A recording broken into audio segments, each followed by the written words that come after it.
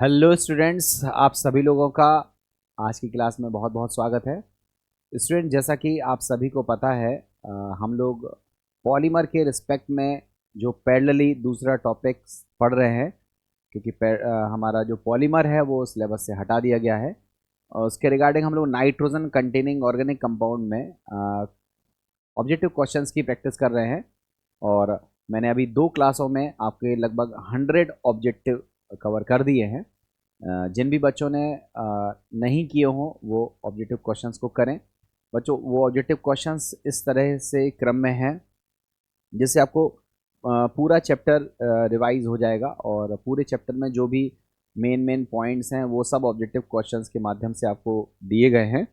और क्वेश्चन इतने बढ़िया है कि नो डाउट अगर इससे क्वेश्चन आपका पेपर में आएगा तो इन्हीं में से या इन्हीं जैसे क्वेश्चनों में से कोई नया क्वेश्चन प्रिपेयर करके आपसे पूछा जाएगा और आप आसानी से उसे कर ले जाओगे। तो उन्हीं क्वेश्चंस के क्रम में कुछ क्वेश्चंस और हैं हमारे पास अभी, हम उन क्वेश्चंस को करते हैं और देखते हैं प्रीवियस ईयर में कुछ क्वेश्चंस किस तरह से पूछे गए हैं। तो आइए, सबसे पहले क्वेश्चंस मैंने आपके सामने रखा हुआ है, आप उस क्वेश्चंस को देखिए और क्वेश्चंस को सॉल्व करने की कोशिश करिए खुद से, जिससे आपको चीज़ें पता रहें। देखो लिखा हुआ है क्वेश्चन में, the correct order of increasing basic nature. Basic nature का इंक्रीजिंग ऑर्डर आपको लगाना है। आपको हम बता दें कि जो नाइट्रो ग्रुप होता है ये इलेक्ट्रॉन विड्रॉइंग ग्रुप होता है, और जब ये पैरा पोजिशंस पे लगा होता है तो -I के साथ साथ -M इफेक्ट इसमें देखने के लिए मिलता है। तो ऐसी सिचुएशन में लोन पेयर ऑफ इलेक्ट्रॉन जो नाइट्रोजन पर था वो रिंग में फास्ट डीलोकलाइजेशन होने लगता है और बेसिक स्ट्रेंथ सबसे कम हो जाती है। तो सबसे कहें तो लीस्ट बेसिक कौन सा हो जाएगा, सबसे कमजोर बेस कौन सा हो जाएगा, तो हो जाएगा सेकेंड। सेकेंड के बाद NO2 ग्रुप है, ये मेटा पोजिशंस पे लगा हुआ है, यहाँ केवल और केवल आई इफेक्ट काम करेगा, मीजोमेरिक इफेक्ट यहाँ काम नहीं करेगा। दैट मीन्स बेसिक स्ट्रेंथ घटेगी, but as compare to para positions इसकी बेसिक स्ट्रेंथ थोड़ी सी ज़्यादा होगी। तो उसके बाद नंबर आएगा 5। 5 के बाद हम बात करते हैं मिथाइल ग्रुप की। ये इलेक्ट्रॉन रिलीजिंग ग्रुप है, इसमें +I पावर देखने के लिए मिलता है और साथ में हाइपर कॉन्जुगेशन भी यहाँ देखने के लिए मिलता है, तो बेसिक स्ट्रेंथ बढ़ जाएगी। तो उसके बाद नंबर आएगा 3। यहाँ पर मीजोमेरिक इफेक्ट की वजह से बेसिक स्ट्रेंथ क्या होती है, बढ़ने लगती है। तो उसके बाद नंबर आएगा 4, और सॉरी बीच में मैं 1 लिखना भूल गया, इसको मैं थोड़ा सा सही कर देता हूँ। ये आंसर आएगा 2, 5, 1, 3 और ये 4। ये आपका बेसिक स्ट्रेंथ का इंक्रीजिंग ऑर्डर है जो कि आपसे पूछा गया था, और उसी का ये इंक्रीजिंग ऑर्डर है। इसको आप आंसर में चेक कर सकते हो, 2, 5, 1, 3, 4 ये इसका क्रम होना चाहिए।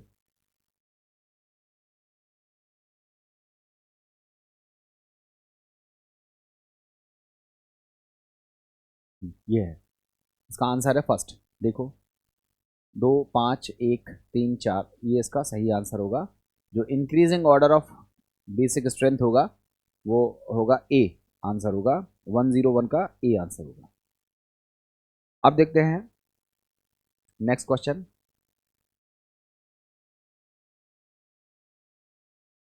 बच्चों देखो बढ़िया क्वेश्चन है, आप करोगे तो होगे, सीखोगे तो सीख जाओगे, और वरना थ्योरी में और उलझे रहोगे तो थ्योरी ही डिस्कस हो पाएगी, फिर क्वेश्चंस कैसे आएंगे वो पेपर में आप डायरेक्टली देखोगे तो हमें लगता है कि वो आपके लिए सही नहीं रहेगा। देखो लिखा है कंसीडर द फॉलोइंग कंपाउंड्स, आपको कंपाउंड्स दिए हुए हैं। लिखा है what is the correct order of basicity of the above compounds. Basicity का क्रम बताना है। तो सबसे लीस्ट बेसिक तो ये रहेगा एनिलीन, क्योंकि डिलोकलाइज हो जाएगा। तो 1 नंबर सबसे लास्ट में रहेगा। देखो 1 नंबर सबसे लास्ट में रहेगा, और हमें लगता है इन चारों चॉइस में सबसे लास्ट में 1 C में ही है, तो इसका जो सही आंसर होगा वो C होगा। वैसे भी देख सकते हो यहाँ मिथाइल टाइप ग्रुप लगा हुआ है, यहाँ इथाइल टाइप ग्रुप लगा हुआ है। इसका inductive effect comparison two methyl ज़्यादा होता है। तो सबसे ज़्यादा बेसिक कौन हो जाएगा? 3। ये इलेक्ट्रॉन डेंसिटी को इंक्रीज करेगा, क्योंकि यहाँ जो इथाइल का जो प्लस आई पावर है वो ज़्यादा काम करेगा। इलेक्ट्रॉन डोनेटिंग या इलेक्ट्रॉन रिलीजिंग पावर ज़्यादा होगी, और नाइट्रोजन के पर लोन पेयर की इलेक्ट्रॉन डेंसिटी बढ़ने की वजह से ये ज़्यादा बेसिक होगा। यहाँ आई इफेक्ट काम कर रहा है इस CH2 का, बट ये कम है, एक कार्बन का है, तो मिनिमम आई इफेक्ट काम कर रहा है। लोन पेयर या कहें तो नाइट्रोजन पर इलेक्ट्रॉन डेंसिटी बढ़ेगी ज़रूर, बट यहाँ ज़्यादा बढ़ेगी, मैक्सिमम है, यहाँ मिनिमम है। तो सबसे ज़्यादा बेसिक तीसरा, फिर दूसरा, और सबसे कम कौन हो जाएगा? 1, क्योंकि यहाँ तो नाइट्रोजन पर जो लोन पेयर है वो डीलोकलाइज हो गया। तो 102 का जो हमारा आंसर है वो होगा C। अब देखते हैं नेक्स्ट क्वेश्चन।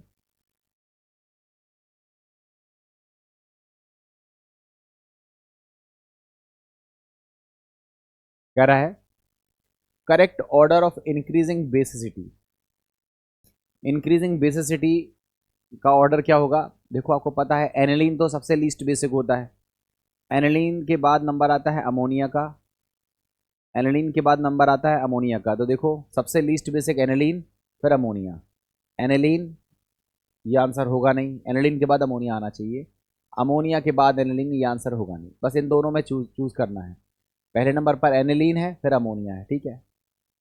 अब देखो ये इथाइल अमाइन का केस है और ये भी इथाइल अमाइन का केस है। तो आपको याद होगा 231 याद कराया था, मिथाइल अमाइन में 213 था, इथाइल अमाइन में 231 था।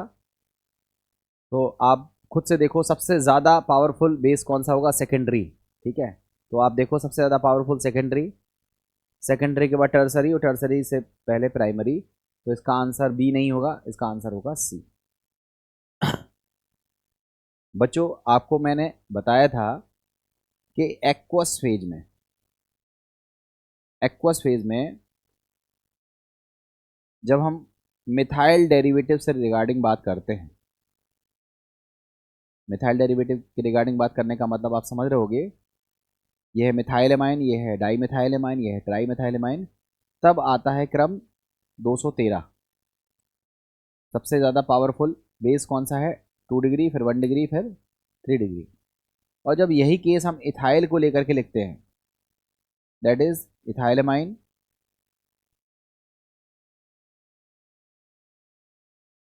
डाई इथाइल एमाइन और ट्राई इथाइल एमाइन, जब हम इसको लेकर के लिखते हैं तो यही आंसर होता है 231। दैट इज पहले 2 degree, that is di ethyl amine, फिर 3 degree, that is try ethyl amine, और फिर 1 डिग्री। ये जो क्रम होता है, ये क्रम सॉल्यूशन फेज में या एक्वस फेज में देखने के लिए मिलता है। तो बच्चों इसको आपको याद रखना चाहिए, मेथाइल वाला भी और इथाइल वाला भी वही मैंने लगाया है। एमाइन जो होते हैं, अमोनिया जो होता है वो एमाइन के कंपैरिजन में वीक बेस होते हैं, और एनिलीन उससे भी वीक होता है। तो पहले एनिलीन, फिर अमोनिया, फिर इथाइलेमाइन, फिर ट्राईइथाइलेमाइन, और फिर डाईइथाइलेमाइन। ये इसका करेक्ट आंसर होगा। 103 क्वेश्चन का सी आंसर होगा। इस तरह से क्वेश्चन किया जाएगा। अब देखते हैं बच्चों नेक्स्ट क्वेश्चन है। पूछा गया है, मतलब स्टेटमेंट दिया है, aniline is weaker base than ethylamine. Aniline जो होता है वो वीक बेस होता है इथाइलेमाइन के कंपैरिजन में। क्यों होता है? आपको मैं कई बार बता चुका हूँ। एनिलीन में जो नाइट्रोजन है उस पर जो लोन पेयर है वो रिंग के साथ डीलोकलाइज होने की वजह से लेस अवेलेबल होता है, इसलिए वीक बेस होता है। तो उसके रीजंस दिए हुए हैं। The phenyl group in alanine increase the electron density on nitrogen atom. गलत है। वैसे भी फिनाइल ग्रुप तो -I ग्रुप होता है, ये तो वैसे भी इलेक्ट्रॉन डेंसिटी इंक्रीज नहीं कर पाता है। ये स्टेटमेंट तो बिल्कुल करेक्ट इनकरेक्ट है। The ethyl group in ethylamine decreases the electron density on nitrogen atom. ये भी गलत स्टेटमेंट है। भाई इथाइलेमाइन के केस में क्या होता है? इथाइलेमाइन के केस में क्या होता है? जो इथाइल ग्रुप होता है ये कौन सा पावर दिखाता है? +I। और प्लस आई की वजह से इलेक्ट्रॉन डेंसिटी बढ़ती है ना कि घटती है। ये कह रहा है the ethyl group in ethyl amine decreases the electron density on the nitrogen atom, ये गलत है। डी स्टेटमेंट को देखते हैं, aniline is less soluble in water than ethyl amine. इससे क्या मतलब है? सॉल्युशन इफेक्ट काम जरूर करता है, मगर फिलहाल ये अप्रोप्रिएट रीजन नहीं है। Aniline no doubt less soluble in water होती है देन इथाइल एमाइन, मगर जब हम सी ऑप्शंस को पढ़ते हैं तो क्लियर हो जाता है the lone pair of electron on the nitrogen atom in aniline is delocalised over the benzene ring. यही वो सही रीज़न है जिसकी वजह से नाइट्रोजन का जो लोन पेयर है वो लेस अवेलेबल होने की वजह से एनिलीन जो है वो वीक बेस की तरह काम करता है। तो इसका आंसर हमारा सी होगा। ठीक है, तो हमें लगता है कि इस आंसर में आपको दिक्कत नहीं आएगी। 104 का आंसर नंबर होगा सी।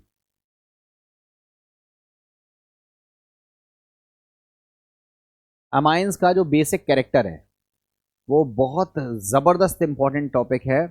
इससे बहुत क्वेश्चन पूछे जाते हैं, गलती मत करना और अच्छे से पढ़ के जाना। लिखा है, नेक्स्ट क्वेश्चन है, which of the following is the strongest base. आपको बताना है इनमें से कौन सा स्ट्रॉन्गेस्ट बेस होगा। तो देखो, ये नाइट्रोजन रिंग से अटैच है, डीलोकलाइज होगा। ये नाइट्रोजन रिंग से अटैच है, डीलोकलाइज होगा। ये नाइट्रोजन रिंग से अटैच है, डीलोकलाइज होगा इलेक्ट्रॉन। बट ये नाइट्रोजन रिंग से अटैच नहीं है, बीच में मिथाइल ग्रुप आ गया, तो इसकी वजह से इसकी इलेक्ट्रॉन डेंसिटी ज़्यादा हो जाएगी। और सबसे स्ट्रॉन्गेस्ट बेस कौन सा हो जाएगा? डी। इसका आंसर होगा डी। इस तरह से ये क्वेश्चन किया जाएगा। नेक्स्ट देखते हैं,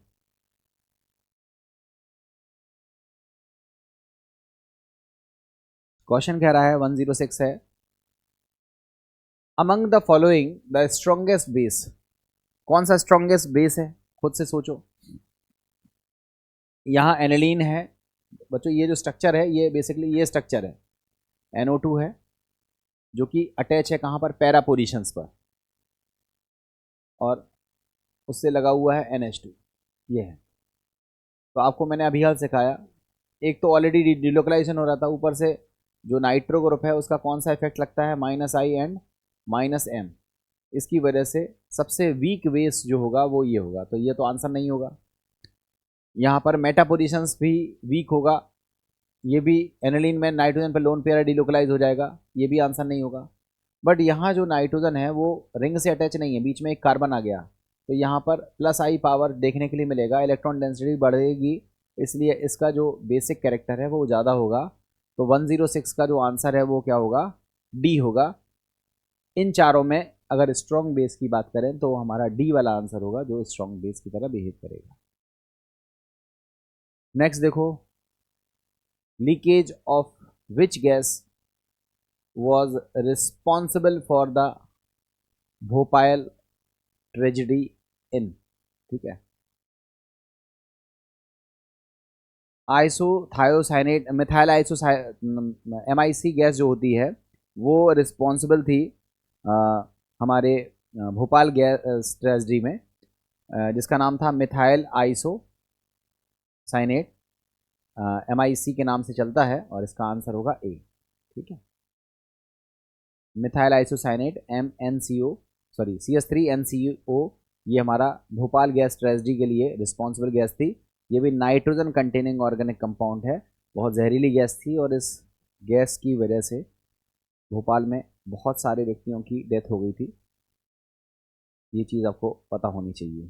ठीक है, ये वैसे भी GS टाइप का क्वेश्चन है, और कई छोटे छोटे एग्जामिनेशंस में खूब पूछा जाता है।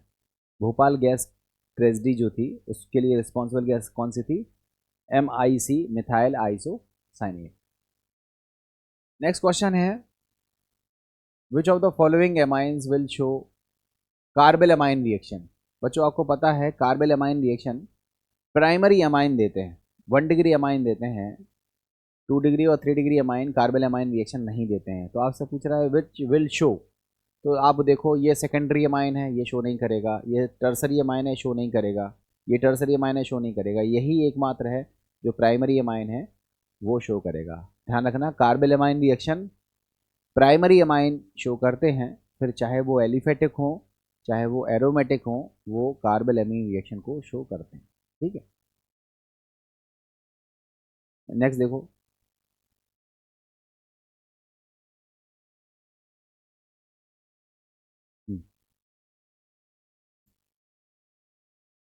एनिलीन की रिएक्शन क्लोरोफॉर्म और एल्कोहलिक की वजह से करा रहे हैं। आपको पता है इस रिएक्शन में हमारा फेनिल आइसोसाइनाइड बनेगा, जिसको हम बोलते हैं कार्बल एमाइन रिएक्शन, और आपको मिलेगा फेनिल आइसोसाइनाइड। ये आपको मिलेगा। इसका जो आंसर होगा वो रिंग के साथ क्या प्राप्त होगा, NC plus 3 moles of KCl plus 3 moles of H2। ये इसकी कंप्लीट रिएक्शन होगी। इसमें जो बनेगा उसका नाम है फेनिल आइसोसाइनाइड। ये आपका आंसर होगा ए। तो देखा बच्चों, आप लोगों ने 109 क्वेश्चन हम लोगों ने कर लिए हैं। और यदि आपकी थ्योरी स्ट्रांग है, मतलब आपने थ्योरी को सही तरीके से पढ़ा है, उसका प्रॉपर रिवीजन किया है, तो अब आप उसका प्रॉपर इम्प्लीमेंटेशन देख रहे होगे कि कितने तरह से क्वेश्चंस बन सकते हैं और कितने बढ़िया तरीके से आप उन क्वेश्चंस को कर सकते हैं। देखते हैं नेक्स्ट क्वेश्चन, कुछ एक दो क्वेश्चन और है हमारे पास। 110 क्वेश्चन हम लोग कर रहे हैं। Aniline on heating with concentrated HNO3 concentrated H2SO4 mixture yield.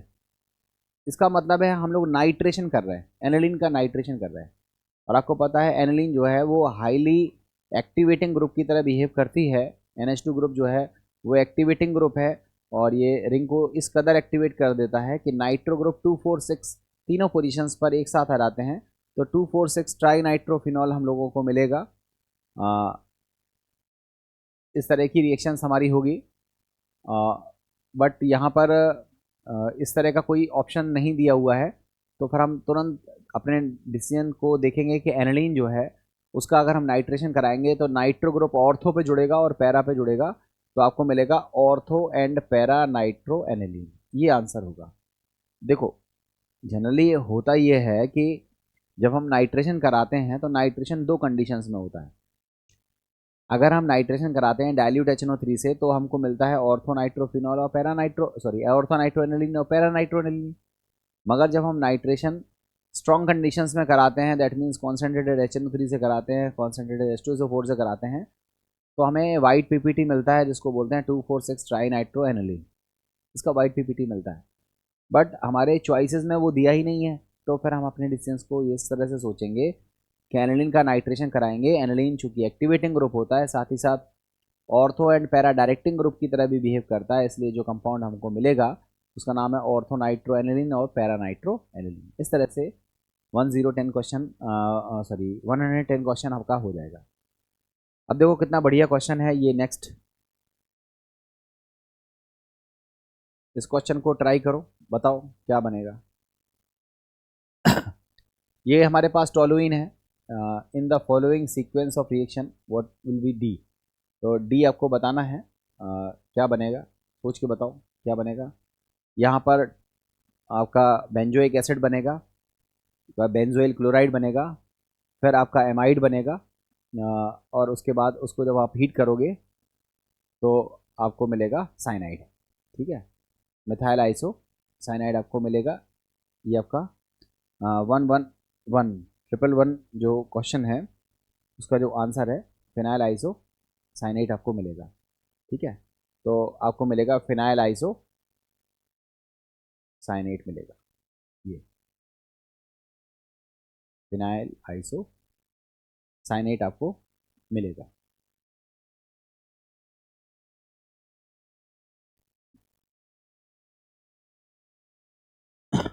ठीक है, देखो सबसे पहले टोलुइन का ऑक्सीडेशन हो रहा है, और टोलुइन के ऑक्सीडेशन से हमको मिलेगा बेंजोइक एसिड। फिर बेंजोइक एसिड का पर हम लोग रिएक्शन करा रहे हैं SOCl2 से, आपको मिलेगा बेंजोइल क्लोराइड। ठीक है, फिर हमको मिलेगा बेंजोइल एजाइड। ये इंपॉर्टेंट रिएक्शन है ये। बेंजोइल एजाइड हम लोगों को मिलेगा, जिसको जब हम हीट कराएंगे तो हम लोगों को मिलेगा फेनिल CO, जिसको बोलते हैं फेनिल आइसोसाइनेट, ये बनता है। ये जो फेनिल आइसोसाइनेट है, बेसिकली ये एक इंटरेस्टिंग कंपाउंड है। इसके बारे में भी कुछ एक चीज़ें हम आपको बता दें। C6H5NCO, ये जो फेनिल आइसोसाइनेट है, ये इंटरेस्टिंग कंपाउंड है। इसकी 3 तरह की रिएक्शंस जनरली यूज़ में लाई जाती हैं। अगर हम इसकी रिएक्शन एल्कोहल के साथ करा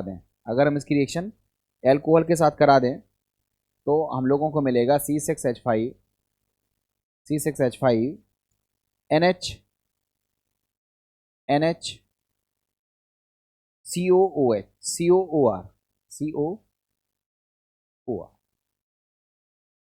ये एस्टर टाइप कंपाउंड हम लोगों को मिल जाता है। मतलब एमाइड टाइप का कंपाउंड है, इस तरह का स्ट्रक्चर मिलता है। अगर हम इसकी रिएक्शन करा दें H2O के साथ, जो कि इंपॉर्टेंट है, यही पूछी जाती है, तो हम लोगों को मिल जाएगा एनिलीन। क्या मिल जाएगा? एनिलीन।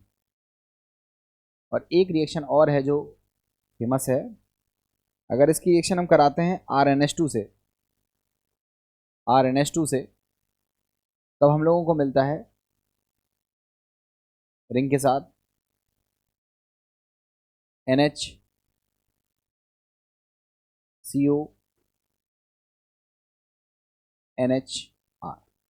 इस तरह का स्ट्रक्चर्स मिलते हैं। इसमें जो ज़्यादा फेमस रिएक्शन है, वो ये वाली है। ये रिएक्शन इंपॉर्टेंट है। आपसे पूछा जाता है फिनाइल आइसोसाइनेट को अगर हम वाटर के साथ बॉईल कर दें तो हम लोगों को क्या मिलेगा? एनिलीन मिलेगा। फिलहाल इसका जो आंसर है वो है C, that is phenyl isocyanate. इसका जो आंसर है तो इस तरह से दिया जाता है। नेक्स्ट देखो,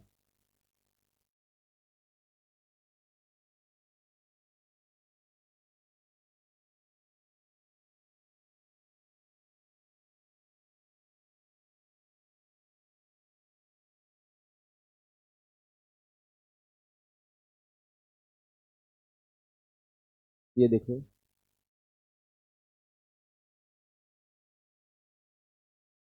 ये थोड़ा सा मुझे क्वेश्चन को छोटा करना पड़ गया।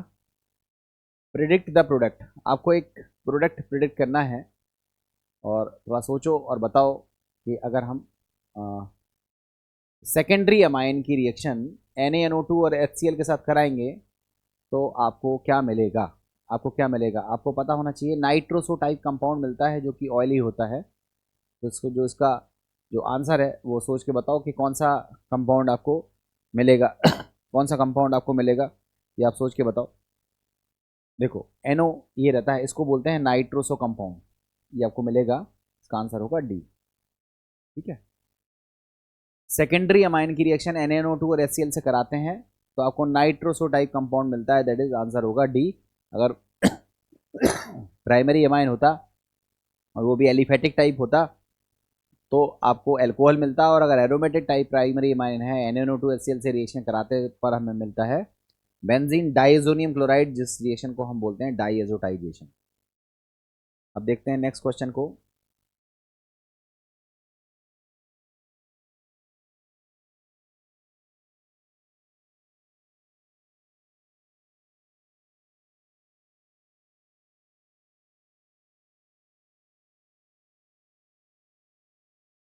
क्वेश्चन क्या रहा है?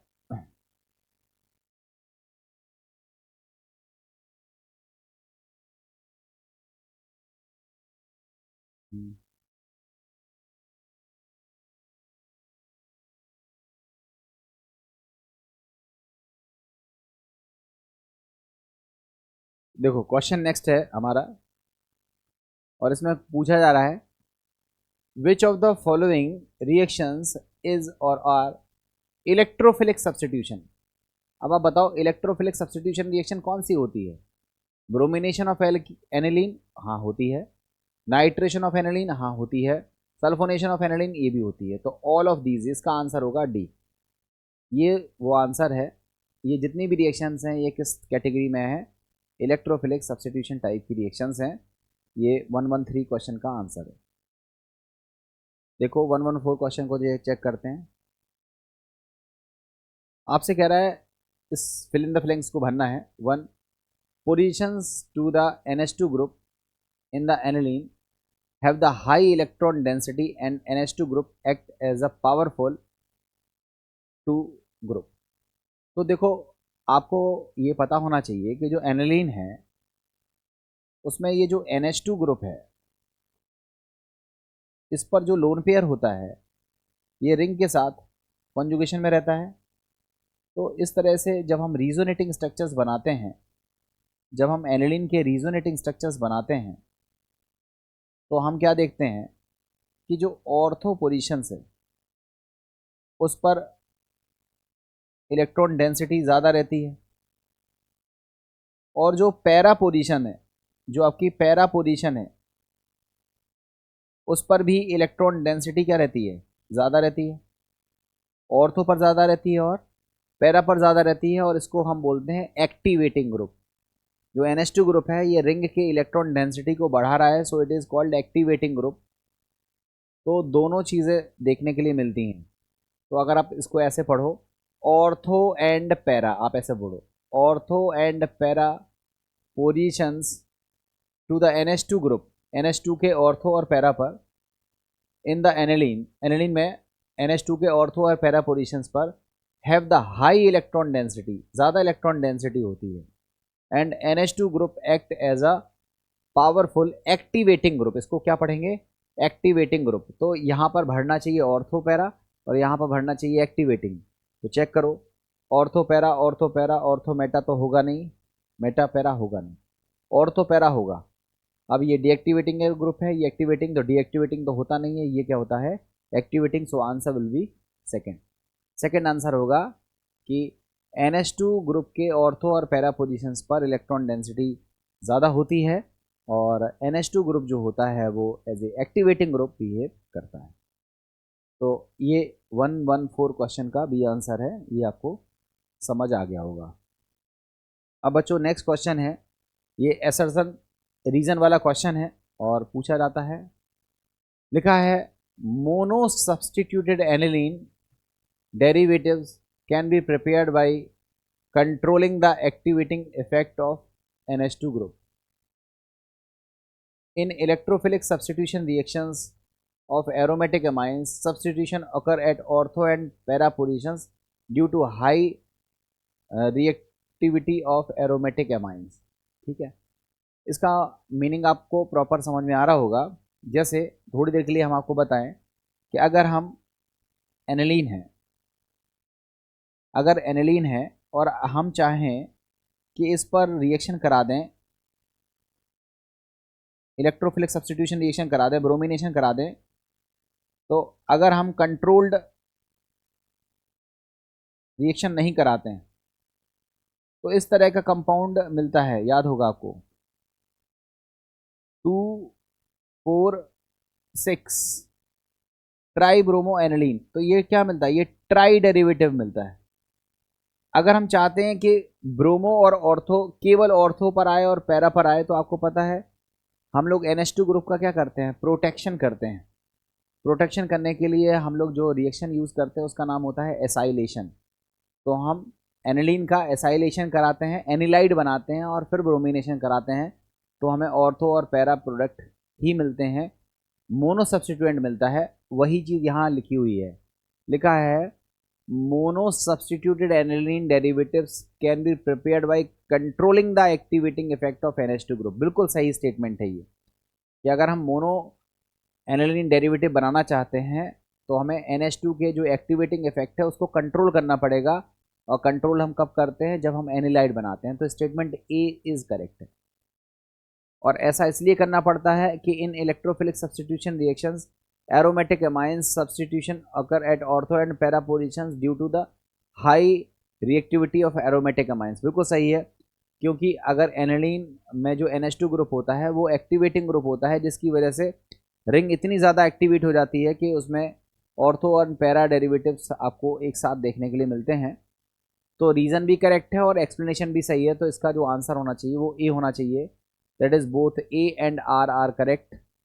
Are is the correct explanation of A. 115 question का जो आंसर होगा वो होगा ए। ठीक है, ये बहुत अच्छा क्वेश्चन है बच्चों, ध्यान से करना इस क्वेश्चन पे। अब देखते हैं एसरसन रीजन में 116 क्वेश्चन हमारे सामने है, देख सकते हैं आप इसे। क्वेश्चन में कह रहा है aniline does not undergo alkylation and acylation. क्या एनिलीन में एल्काइलेशन एसाइलेशन नहीं होता है? ये तो गलत बात है। एल्काइलेशन भी होता है, एसाइलेशन भी होता है, तो एसर्शन ए तो इनकरेक्ट है, ये तो सही नहीं है। Nitrogen of aniline acquires positive charge a strong activating group of further reaction। ये रीजन भी गलत है। देखो, एनिलीन में एल्काइलेशन और एसाइलेशन तो दोनों होती हैं, और दूसरे रीजन वाले में क्या कह रहा है कि जो NH2 एनिलीन है, जो एनिलीन है वो H प्लस को ले करके बनाता है एनिलीनियम आयन। क्या बनाता है? एनिलीनियम आयन, और ये होता है एक डीएक्टिवेटिंग ग्रुप। कैसा होता है ये? डीएक्टिवेटिंग ग्रुप की तरह बिहेव करता है। तो लिखा है nitrogen of aniline acquires positive charge a strong activating group. तो नहीं, एक्टिवेटिंग ग्रुप नहीं होता, ये डीएक्टिवेटिंग ग्रुप होता है फॉर फर्दर रिएक्शन। तो आपका एसर्शन भी गलत है और रीजन भी गलत है, तो आप चेक कर सकते हैं।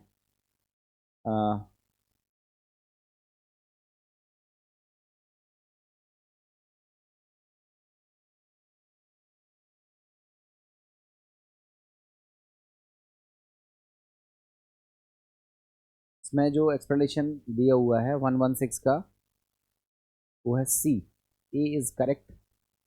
Aniline does not undergo alkylation acetylation.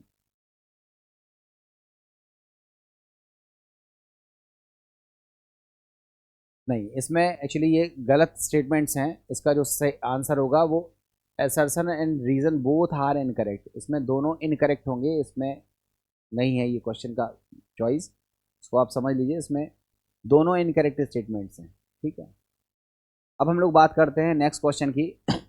देखो इस क्वेश्चन में इन द फॉलोइंग रिएक्शन, इसमें नाइट्रेशन कराना है। तो आप बताओ, ये NH2 में जो नाइट्रोजन है, इसमें जो लोन पेयर है, इसकी वजह से ये रिंग एक्टिवेट हो जाएगी। तो जो नाइट्रो ग्रुप है वो ऑर्थो पे आएगा और इसकी पैरा पोजिशंस पे आएगा। ऑर्थो पर आएगा और पैरा पर आएगा, मगर चूंकि ऑर्थो पर हिंड्रेंस ज़्यादा काम करेगा इसलिए पैरा डेरिवेटिव आपको मिलेगा। तो आप खुद से देखो कि इसमें जो आंसर होगा उसमें नाइट्रो ग्रुप यहाँ नहीं आएगा, इस रिंग पे नहीं आएगा, इस रिंग में आएगा, वो भी पैरा पोजिशन में आएगा। चेक करके देखो क्या ये आंसर होगा। इसमें तो यहाँ NO2 है, तो ये आंसर तो नहीं होगा। हमारा जो आंसर है वो ए नहीं होगा। अब ए के बाद हम लोग और चेक कर लेते हैं दूसरे आंसर्स को। देखो ये हमारा दूसरा आंसर है, ये वाला। इस रिंग में कुछ नहीं है, इसमें पैरा पोजिशंस पर है, तो हमें लगता है आंसर होना चाहिए हमारा बी। बट सी और डी को भी देख लेते हैं।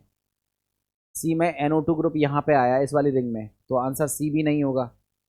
और डी में देखते हैं, डी में देखते हैं NO2 यहाँ आया मगर मेटा पोजिशंस पे आया, मेटा पोजिशंस पे नहीं आएगा, तो ये भी आंसर नहीं होगा। तो इसका आंसर होगा बी। ठीक है, इसका आंसर होगा हमारा बी। तो हमें लगता है स्टूडेंट्स आपको ये चीज़ समझ में आ गई होगी। ये हमारा क्वेश्चन है, इस क्वेश्चन को हम एक ही स्लाइड में दिखा दे रहे हैं। 117 का जो हमारा आंसर होगा वो बी होगा। ठीक है, अब हम लोग देखते हैं नेक्स्ट क्वेश्चन। नेक्स्ट क्वेश्चन में देखो कितना बढ़िया क्वेश्चन है, ये आपसे पूछा गया है।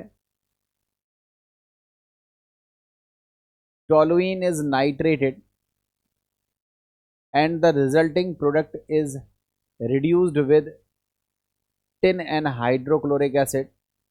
देखो, अगर हम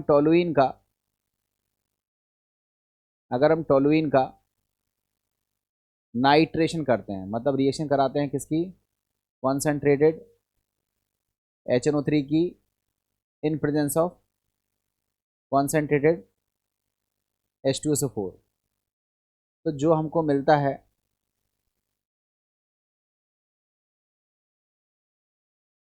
उसका नाम होगा ऑर्थोनाइट्रो और पैरानाइट्रो, ज़्यादा मात्रा में बनेगा पैरानाइट्रो। फिर इन दोनों का हम क्या करते हैं, रिडक्शन करते हैं SN प्लस HCl से, जैसा कि लिखा हुआ है। अगर हम रिडक्शन करते हैं तो हमको मिलता है ऑर्थो मिथाइल एनिलीन, और साथ में मिलता है पैरा मिथाइल एनिलीन। पैरा पर क्या आ जाएगा, NH2 ग्रुप आ जाएगा, पैरा मिथाइल एनिलीन। इस तरह से बनता है। अब आगे क्या रहा है, the product so obtained is die एजोटाइज्ड and heated with cuprous bromide. इस प्रोडक्ट को जो हमने प्राप्त किया है, जो प्रोडक्ट हमको मिला है, इस प्रोडक्ट को दो स्टेप और उन्होंने बताया है कि क्या क्या किया गया है। इस प्रोडक्ट को हमने किया है डाई एजोटाइज, मतलब हमने रिएक्शन कराई है किससे, NaNO2 से और HCl से 0 to 5 डिग्री सेल्सियस पर। तो हमको मिला है ऑर्थोमिथाइल बेंजीन डाइएजोनियम क्लोराइड, और साथ में मिला है पैरामिथाइल बेंजीन डाइएजोनियम क्लोराइड, ये मिला है। फिर कह रहा है इसकी रिएक्शन हमने कराई है क्यूप्रस ब्रोमाइड से। आपको पता है ये सेंडमायर रिएक्शन है, और हमको मिलेगा ऑर्थोब्रोमोटोलुइन और साथ में मिलेगा पैराब्रोमोटोलुइन। इसमें ज़्यादा मात्रा में क्या बनेगा, पैराब्रोमोटोलुइन, और कम मात्रा में मिलेगा ऑर्थोब्रोमोटोलुइन। तो आप खुद से बताओ चॉइसेस क्या होगी। आप क्वेश्चन को एक बार दोबारा देख लो और फिर बताओ इसका आंसर क्या होगा। Toluene is नाइट्रेटेड and the resulting product is reduced with tin and hydrochloric acid. The product so obtained is diazotized and then heated with cuprous bromide. The reaction mixture so form contains, इसमें क्या होगा, ortho and para bromotoluene होगा, a mixture of ortho and para bromotoluene. ठीक है, तो हमारा answer होगा mixture of ortho and para bromotoluene, ये आंसर होगा। ऑर्थो एंड पैरा डाइब्रोमोबेंजीन, ये आंसर नहीं होगा। Ortho and para bromo aniline भी आंसर नहीं होगा। Mixture of ortho and meta bromotoluene, ये भी आंसर नहीं होगा। इसका आंसर होगा ए। 118 का जो आंसर होगा वो हो जाएगा हमारा ए।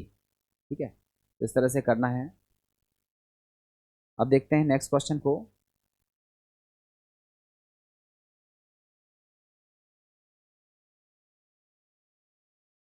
नेक्स्ट क्वेश्चन है reaction of aniline with benzaldehyde.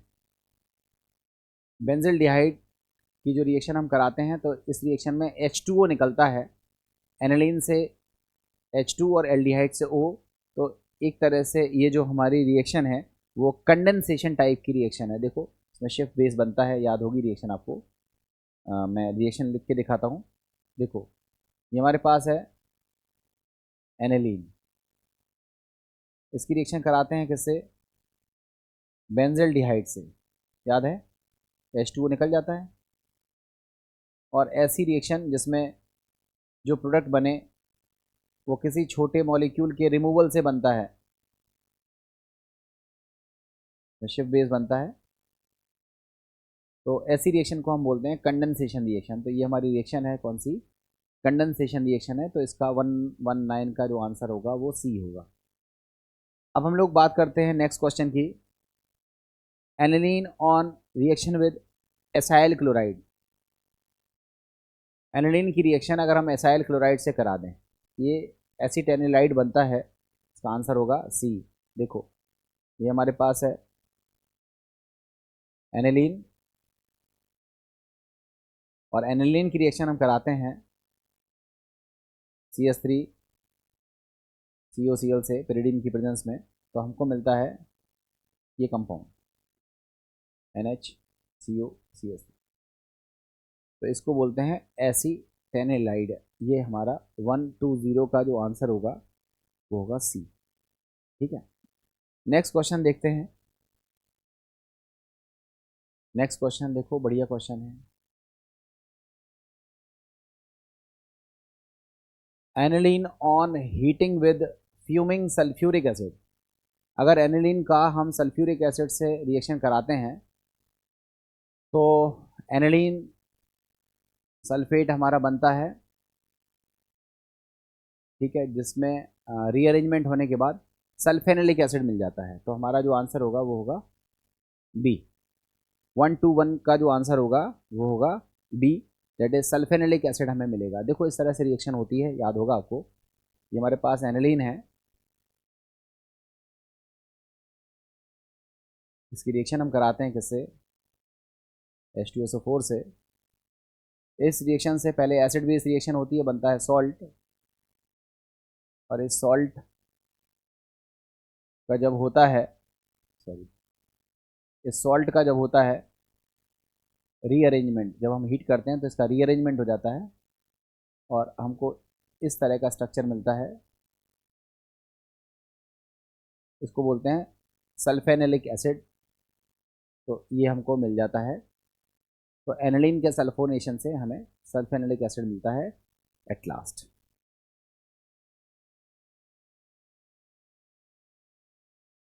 देखो नेक्स्ट क्वेश्चन को हम लोग देखते हैं। Acetanilide on nitration followed by alkaline hydrolysis mainly gives paranitroaniline. आपको याद होगा कि हमारे पास जो एनिलाइड होता है दैट इज C6H5 NHCOCH3, इसका जब हम नाइट्रेशन करते हैं कॉन्सेंट्रेटेड HNO3 से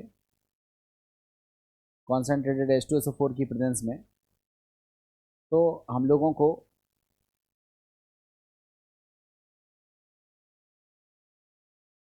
ऑर्थो नाइट्रो और पैरानाइट्रो एनिलाइड मिलता है। इसमें मेजर प्रोडक्ट ये रहता है क्योंकि यहाँ हिंड्रेंस है, यहाँ हिंड्रेंस की वजह से कम मिलता है। और जब हम इसका एल्कलाइन हाइड्रोलिसिस करते हैं तो NH2 ग्रुप रिकवर हो जाता है, हमें ऑर्थोनाइट्रो एनिलीन कम मात्रा में मिलता है और ज़्यादा मात्रा में मिलता है पैरानाइट्रो एनिलीन। तो हमको क्या मिलता है? मेजर प्रोडक्ट क्या मिलता है? Paranitro aniline. ये हमारा आंसर होगा 122 क्वेश्चन का हमारा बी आंसर होगा। नेक्स्ट देखो,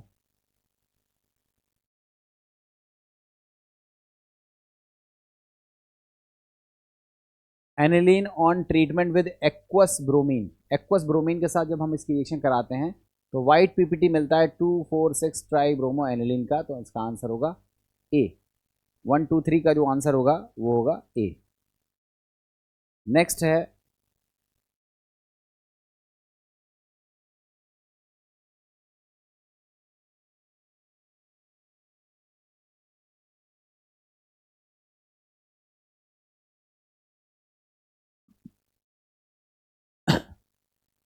देखो हमारा 124 क्वेश्चन क्या है। आपसे कहा जा रहा है benzene diazonium chloride is the name of, किसका नाम है?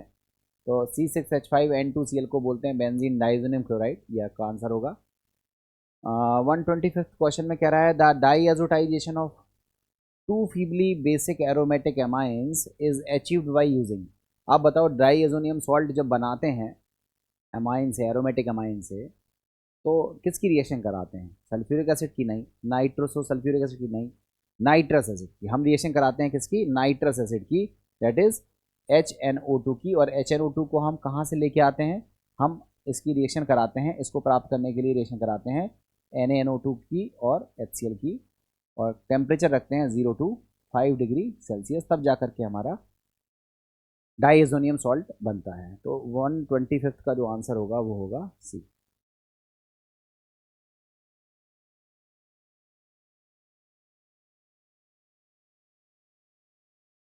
देखो नेक्स्ट क्वेश्चन कह रहा है the reaction of diazonium salt can be divided into categories based on reaction involving displacement of nitrogen, reaction involving retention of diazo group, both A and B, तो ये होगा। हमने आपको बेंजीन डाइएजोनियम सॉल्ट पढ़ाया था। हमने दो तरह की रिएक्शंस को बताया था। एक रिएक्शंस थी जिसमें डाइएजो ग्रुप हट जाता है, मतलब N2 ग्रुप हट जाता है और वहाँ पर कुछ और दूसरे ग्रुप आ जाते हैं। याद होगा आपको, सेंडमायर रिएक्शन हमने बताई थी, गैटरमैन रिएक्शन आपको बताई थी, बाल्ज सीमेन रिएक्शन आपको बताई थी, पोटेशियम आयोडाइड के साथ रिएक्शन करा के आयोडोबेंजीन हमने आपको बताई थी, हाइपोफास्फोरस एसिड H3PO2 के साथ रिएक्शन करा के हमने बेंजीन बनाई थी। हमने एथिल अल्कोहल के साथ रिएक्शन करा के बेंजीन बनाई थी। हमने वाटर के साथ उसको बॉयल किया था, हल्का सा हीट किया था, तो फिनॉल बनाई थी। इन सब रिएक्शंस में हमने देखा था कि बेंजीन डाइएजोनियम क्लोराइड में जो डाइएजो ग्रुप है वो हट जाता है और उसकी जगह पे कोई दूसरा ग्रुप अटैच हो जाता है, फिर चाहे वो क्लोरो हो, ब्रोमो हो, साइनो हो, आइडो हो, H हो, OH हो, कोई भी ग्रुप आकर के जुड़ सकता है और इस रिएक्शन को हम बोलते हैं डिस्प्लेसमेंट ऑफ डाइएजो ग्रुप। ये फर्स्ट टाइप की रिएक्शंस थी। और हमने बेंजीन डाइएजोनियम क्लोराइड की वो रिएक्शंस भी बताई थी जिसमें डाइएजो ग्रुप ज्यों का त्यों रहता है, रिटेंशन ऑफ डाइएजो ग्रुप रहता है। और उसमें हमने बात करी थी, किस रिएक्शन की बात करी थी? कपलिंग रिएक्शन की, जिसमें डाई बनता है। हम फिनॉल की रिएक्शन कराते हैं तो पैरा हाइड्रोक्सी एजोबेंजीन बनता है जो कि ऑरेंज कलर का डाई होता है, और अगर एनिलीन की रिएक्शन कराते हैं तो पैरा एमिनो एजोबेंजीन बनता है जो कि येलो कलर का डाई होता है। ये मैंने बेंजीन डाइएजोनियम क्लोराइड काफ़ी डिटेल में आपको डिस्कस किया था। ये वही चीज़ पूछ रहा है कि जो डाइएजो रिएक्शन है, डाइएजोनियम सॉल्ट की जो रिएक्शन है, उसको हम कितनी कैटेगरी में बांट सकते हैं? तो दो कैटेगरी में बांट सकते हैं। फर्स्ट कैटेगरी है जिसमें रिएक्शंस होती हैं जिसमें डिस्प्लेसमेंट ऑफ नाइट्रोजन होता है, और दूसरी रिएक्शन होती है जिसमें रिटेंशन ऑफ डाइएजो ग्रुप होता है। तो दोनों कैटेगरी हैं, तो इसका आंसर होगा बोथ ए एंड बी। ये 126 का जो आंसर है वो हो जाएगा सी। अब देखते हैं नेक्स्ट पार्ट में। देखो क्वेश्चन कितना बढ़िया है। लिखा हुआ है diazonium group is a better, या कहें तो good leaving group which is substituted by Cl minus Br minus I minus Cn minus OH minus in the aromatic ring and is escaped, and nitrogen gas is escaped out from the reaction mixture। मतलब N2 group एक good leaving group है जिसकी वजह से nitrogen gas निकलती है। तो first में आना चाहिए गुड और सेकंड में आना चाहिए नाइट्रोजन गैस, तो आंसर होना चाहिए ए। बेड और ऑक्सीजन ये तो आंसर होगा नहीं, गुड और ऑक्सीजन ये आंसर होगा नहीं, बेड और नाइट्रोजन ये आंसर होगा नहीं। गुड लिविंग ग्रुप है और नाइट्रोजन गैस निकलती है और तब जाकर के N2 ग्रुप हटता है और Cl Br I minus Cn minus OH minus आके जुड़ जाते हैं, और इसका आंसर होगा ए। अब देखो 128th क्वेश्चन है, इसको आप करके देखो। इस क्वेश्चन को आप करके देखो क्या आएगा answer.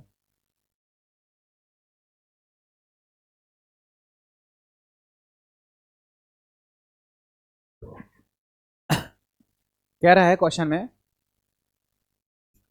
Which of the following reactions belong to electrophilic aromatic substitution reaction. अब इलेक्ट्रोफिलिक एरोमेटिक सब्स्टिट्यूशन रिएक्शन में ब्रोमिनेशन ऑफ एनिलाइड, हाँ ये है।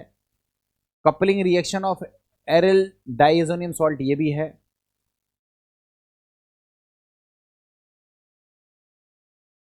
उसके बाद है डाइएजोटाइजेशन ऑफ एनिलीन, ये नहीं है। और एसाइलेशन ऑफ एनिलीन, ये भी नहीं है। तो which of the following reactions belongs to electrophilic aromatic substitution. ये कपलिंग रिएक्शन भी इसमें नहीं आती है, हमारी आएगी ब्रोमिनेशन ऑफ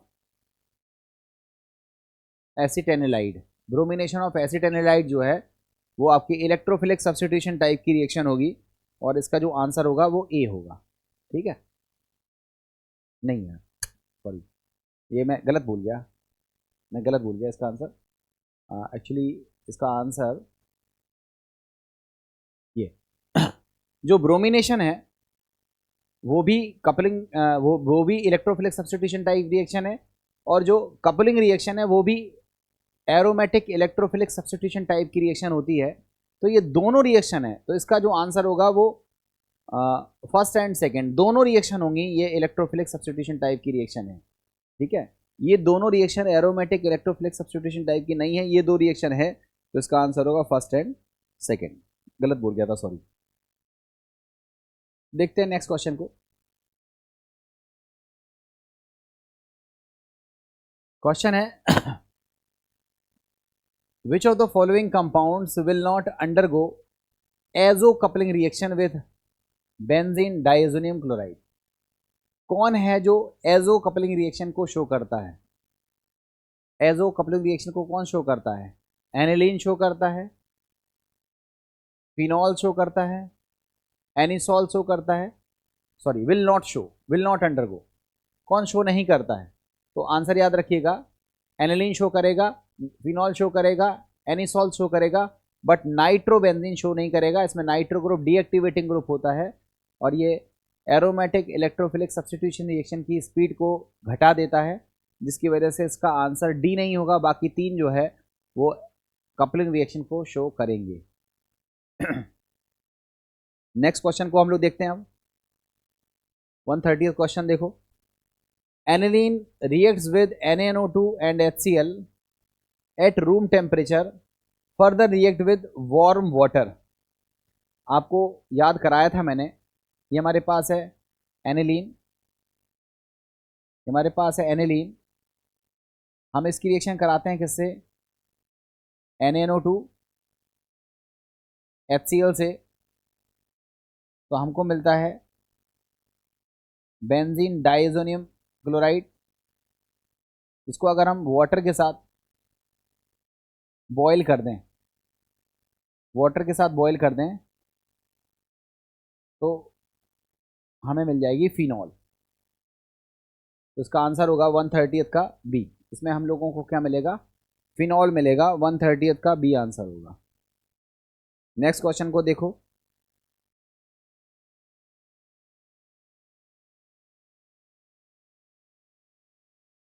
क्वेश्चन कह रहा है in order to convert aniline, aniline को कन्वर्ट करना है इनटू क्लोरोबेंजीन। एनिलीन को क्लोरोबेंजीन में रिएक्शन कराने के लिए हमें रिएक्शन किससे करानी पड़ेगी? तो पहले एनिलीन का डाइएजोटाइजेशन कराओ NaNO2HCl से, फिर Q+ क्लोराइड के साथ रिएक्शन कराओ, जिसको हम बोलते हैं सेंडमायर रिएक्शन। तो इसका आंसर होगा ए। एनिलीन को क्लोरोबेंजीन में कन्वर्ट करने के लिए पहले स्टेप में बेंजीन डाइएजोनियम क्लोराइड बनाएंगे डाइएजोटाइजेशन रिएक्शन से, फिर उसके बाद सेंडमायर रिएक्शन कराएंगे CuCl के साथ रिएक्शन से, तब हम लोगों को मिलेगा क्लोरोबेंजीन। तो इसका आंसर होगा ए। अब देखते हैं नेक्स्ट क्वेश्चन।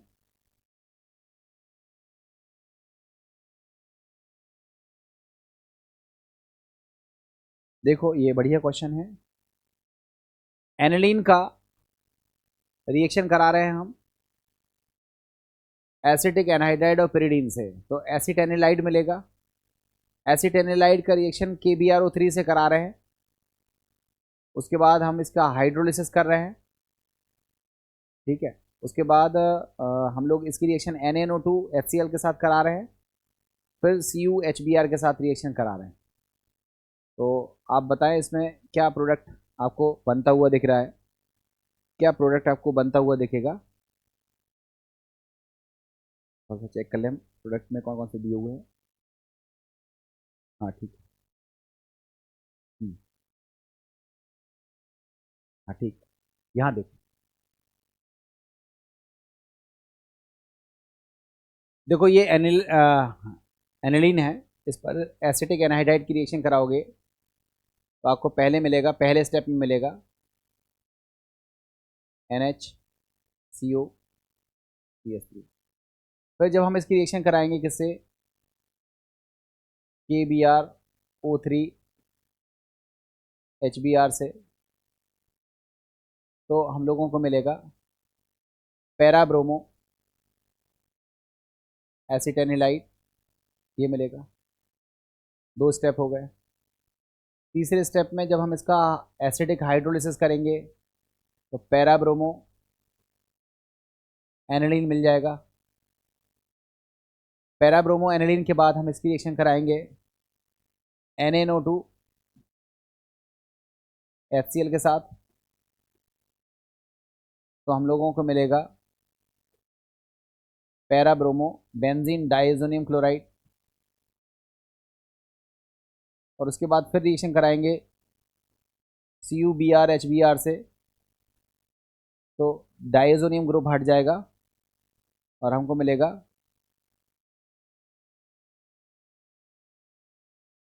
डाइब्रोमोबेंजीन। ये आपका आंसर होगा बी। देख लो इसका जो आंसर है, इसमें दो आंसर यहाँ दिए हुए हैं, दो अगले पेज पर हैं, तो फिलहाल इसका जो आंसर होगा बी। ये आंसर होगा, ठीक है, इसका आंसर होगा बी। 127 का जो आंसर है वो आपका है बी। देख लो, हाँ सॉरी, 132 क्वेश्चन का जो आंसर है वो रहेगा बी। ठीक, गुड। नेक्स्ट क्वेश्चन को देखते हैं। देखो अब हमारा नेक्स्ट क्वेश्चन है,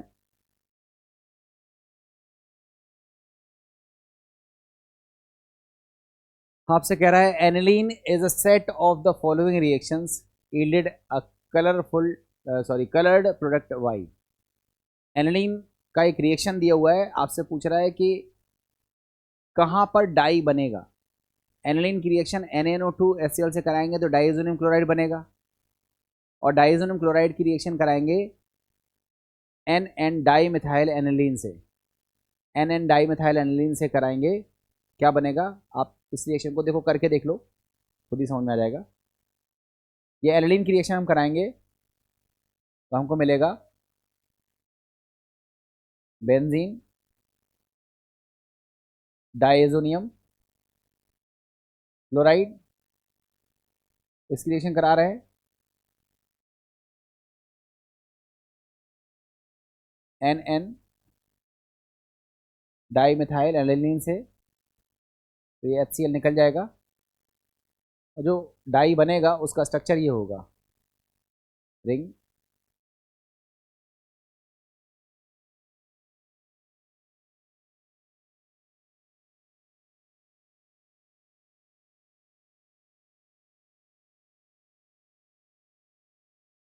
ये कंपाउंड बनेगा।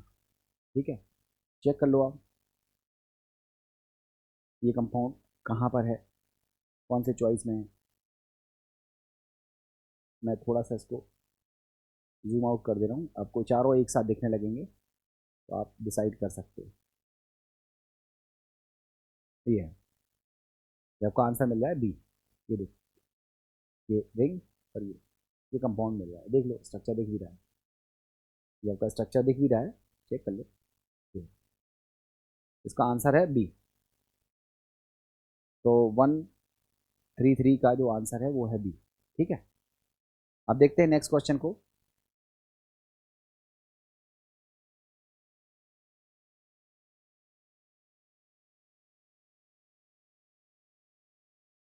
क्वेश्चन में कह रहा है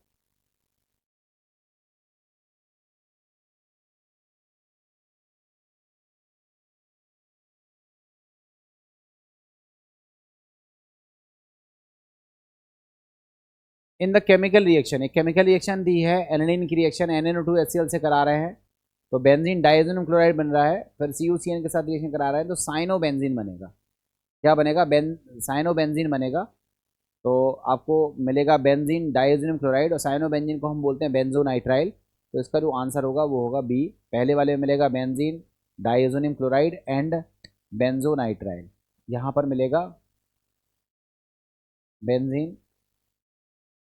डाइएजोनियम क्लोराइड और यहाँ पर मिलेगा बेंजो नाइट्राइल, इस तरह का स्ट्रक्चर। ठीक है, नेक्स्ट क्वेश्चन को देखो।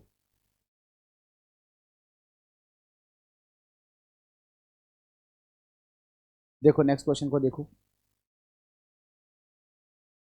क्वेश्चन कह रहा है in the diazotization of aniline with sodium nitrite and hydrochloric acid and excess of hydrochloric acid is used primarily. शुरुआत में हम लोग जो एक्सेस ऑफ हाइड्रोक्लोरिक एसिड है उसका यूज़ करते हैं।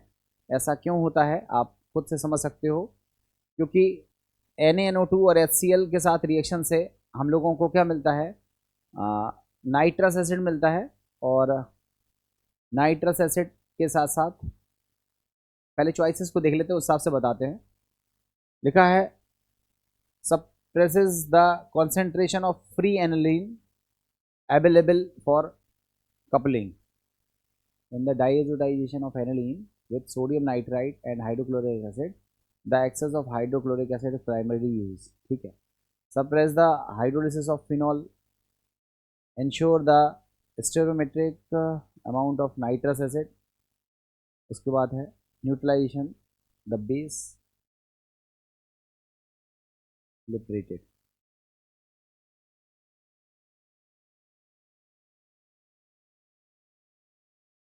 हाँ ठीक है, इसका आंसर होगा ए। ठीक है, suppresses the concentration of free aniline available for coupling, इसलिए हम लोग क्या करते हैं, हाइड्रोक्लोरिक एसिड का शुरुआत में ज़्यादा इस्तेमाल करते हैं। अब देखते हैं नेक्स्ट क्वेश्चन। नेक्स्ट क्वेश्चन को देखो, ये आपकी बाल्ज सीमान रिएक्शन है, याद करो ये आपकी बाल्ज सीमान रिएक्शन है। आपको मिलेगा NaNO2 और HCl से बेंजीन डाइज़ोनियम क्लोराइड, फिर आपको मिलेगा बेंजीन डाइज़ोनियम फ्लोरोबोरेट मिलेगा, आपको मिलेगा बेंजीन डाइज़ोनियम क्लोराइड एंड फ्लोरोबेंजीन।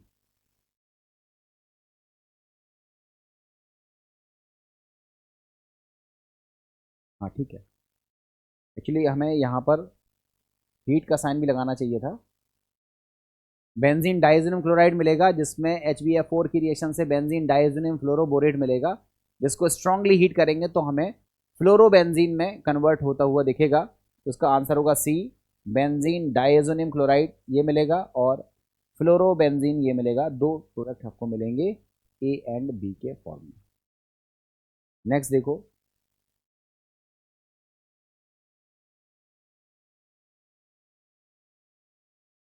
आपसे कह रहा है fluorobenzene can be synthesized in the laboratory.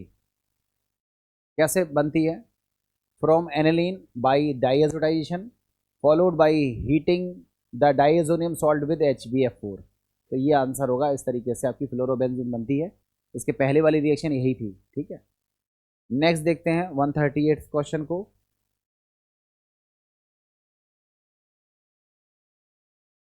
कह रहा है इन द रिएक्शन बेंजिल डिहाइड की रिएक्शन करा रहे हैं एनिलीन से, ये शिफ्ट बेस टाइप का बन रहा है। The compound this is known as शिफ्ट बेस। तो आपका आंसर होगा 138 का जो है वो सी आंसर होगा, 138 का सी शिफ्ट बेस आपको मिलेगा। तो आपने देखा इस तरह से आपने बेंजीन डाइज़ोनियम क्लोराइड की ऑलमोस्ट सारी रिएक्शंस को पढ़ लिया है। अब हम लोगों को कुछ टेस्ट वगैरह पर बेस्ड क्वेश्चंस को करने हैं, उनको देख लेते हैं। टेस्ट है और इनके यूजेस हैं, उन पर बेस्ड हम लोग कुछ रिएक्शंस को देख रहे हैं। देखो छोटी छोटी रिएक्शंस हैं, आपको जल्दी जल्दी समझ में आएंगी। आपसे कह रहा है Hofmann bromamide degradation reaction is shown by primary amine. ठीक है, सॉरी एमाइड, एमाइड जो है वो उसको शो करता है। ये एमाइन है, ये नहीं होगा। ये नाइट्रो है, ये नहीं होगा। ये एमीन है, ये नहीं होगा। ये एमाइड है। तो ये हॉफमैन डिग्रेडेशन रिएक्शन कौन शो करेगा, तो एमाइड शो करते हैं, प्राइमरी एमाइड शो करते हैं। तो इसका आंसर होगा बी। 140th क्वेश्चन को देखते हैं। Primary amines are identified by, primary amines को हम लोग कैसे आइडेंटिफाई करते हैं, कार्बेलामीन रिएक्शन से। कौन सी रिएक्शन से आइडेंटिफाई करते हैं, कार्बेलामीन से। आपको पता होगा प्राइमरी एमाइन की रिएक्शन अगर हम क्लोरोफॉर्म और एल्कोहलिक QH से करा दें तो एल्किल आइसोसाइनाइड टाइप का बनता है, जो कि बहुत बेकार गंध वाला होता है, और जिसकी वजह से इसका जो आंसर है वो कार्बेलामाइन रिएक्शन होगा। नेक्स्ट देखते हैं 141st क्वेश्चन को देखते हैं।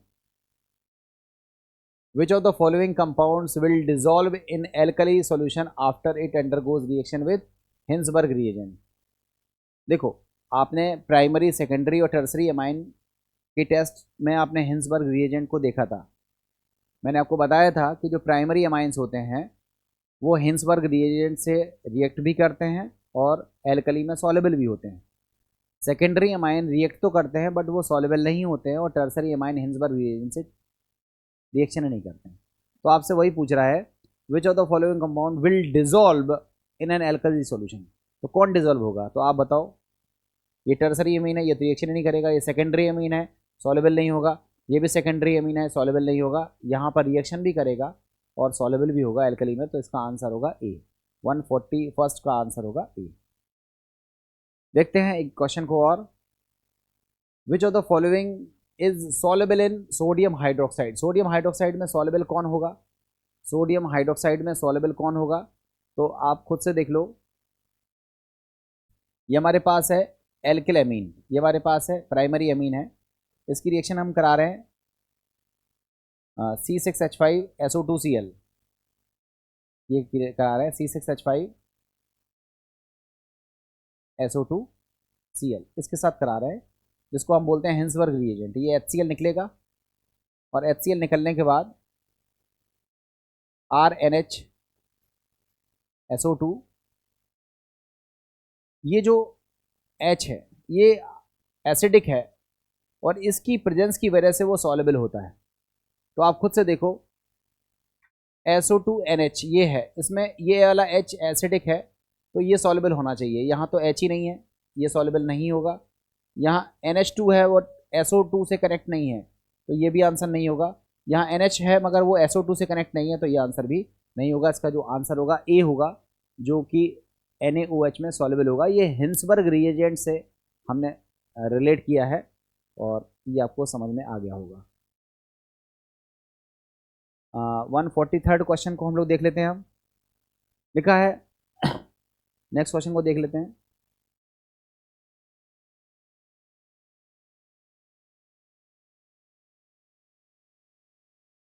देखो लिखा है, in Hinsberg test the product of which amines does not dissolve in NaOH।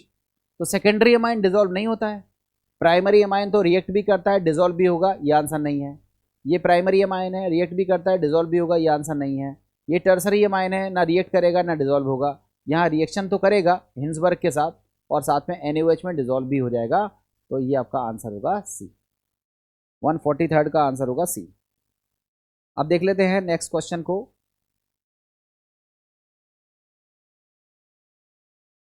One 144th question को देख लेते हैं। Which among the following amines can be directly oxidized to corresponding nitro compounds by potassium permanganate? कौन सा है जो nitro compound में oxidise हो जाएगा पोटेशियम परमैंगनेट से? जब हम इसका ऑक्सीडेशन करते हैं तो याद रखिएगा, primary amines, which among the following amines can be directly oxidized to corresponding nitro compounds by potassium permanganate? तो इसका आंसर होगा डी। ठीक है, नेक्स्ट देखो 145th क्वेश्चन का आंसर देखना।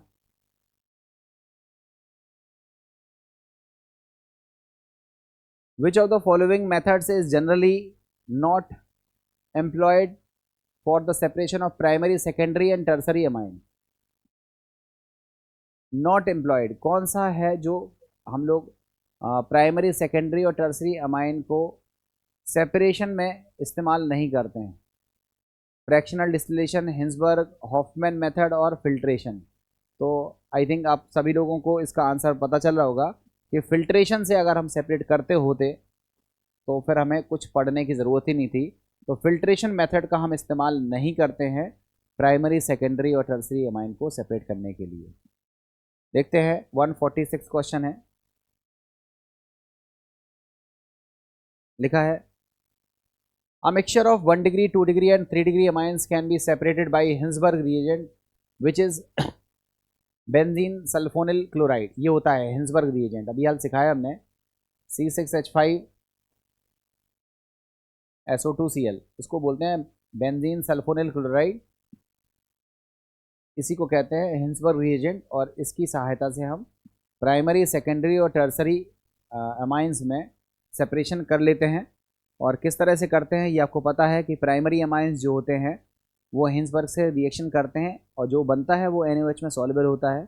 सेकेंडरी अमाइन रिएक्शन तो करते हैं बट वो NaOH में सॉल्युबल नहीं होते हैं, और जो टर्सरी अमाइन है वो तो रिएक्शन ही नहीं करते हैं हिंसबर्ग के साथ। तो इस तरह से हम सेपरेट कर सकते हैं। नेक्स्ट देख लेते हैं, which of the following react with Hinsberg reagent, that is benzene sulfonyl chloride, to form product soluble in KOH। तो सॉल्युबल इन KOH में कौन होगा? प्राइमरी एमाइंस होगा, तो इसका आंसर होगा ए। नेक्स्ट क्वेश्चन देखते हैं, विच of the following methods is neither meant for the synthesis nor for separation of amine. इसमें से कौन सा है जिसको ना तो हम सिंथेसिस में ना सेपरेशन में यूज़ करते हैं? ठीक है, तो आप बताओ। इसमें हमें लगता है आपको तुरंत दिख ही रहा होगा, एक रिएक्शन बड़ी स्पेशल टाइप की रिएक्शन है जिसको बोलते हैं वुड्स रिएक्शन। और वुड्स रिएक्शन जो होती है वो एल्केन्स की सिंथेसिस में इस्तेमाल होती है। बाकी सभी के नाम एमाइंस में कहीं ना कहीं देखने के लिए आपको मिल जाएंगे। नेक्स्ट देखते हैं,